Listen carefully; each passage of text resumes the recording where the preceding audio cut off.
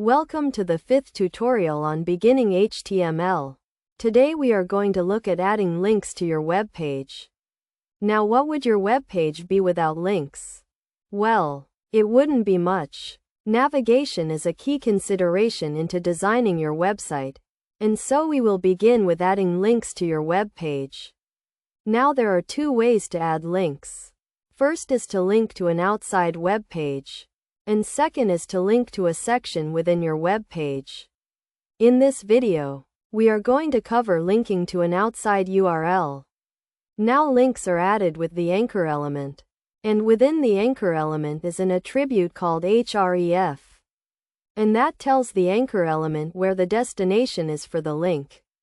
And the destination can be, like I said, it can be a web page on the same site or can link to an outside website. And as I said, we will link to an outside URL in this video. Okay, so let's first create a p element. Or if you remember, this stands for paragraph, because we need to add some text and sentences inside and around our link. So we'll embed everything within that. And now we will add our anchor tag. Now within the opening a tag and opening p tag, we are going to create some text. And we are going to say, please click on this link. And this will just come out as straight text. And it will come out before our link, which is embedded in here. And now we are going to create the href attribute. We're going to hit equals. And then you're going to put in quotes.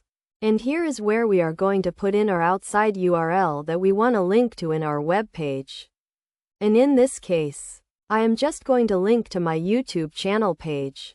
So we'll go ahead and just copy and paste that in here. And we have to create a end quote. Now we can add some text before we make the closing anchor tag. And that text will become the link. So this does not actually get displayed. What will be displayed as a link is the text that we put in here. So we will say, EJ Media channel page. And actually, I think I made a mistake here. We need to actually keep this tag open. So this actually has to stay open. We do not use an angle bracket here, because this is all part of the link. So again, if you put that angle bracket in, get rid of it, and now this should work. Let's go ahead and save this. And let's actually do something different here.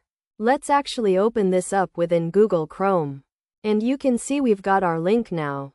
And if we click on that, it should go to my YouTube channel page. And it did. Now, if we pull up the source here, you can see that there is the text again, where we said, please click on this link. That is not actually part of the link, because it comes before the a element, the anchor element, and there you can see the text that we created for our link.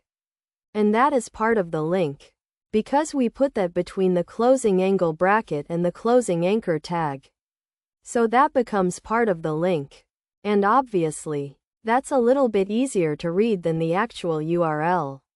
And obviously, you guys have seen that many times when you've been out on the web. Okay, that's going to do it for this video. In the next video, we will look at links again.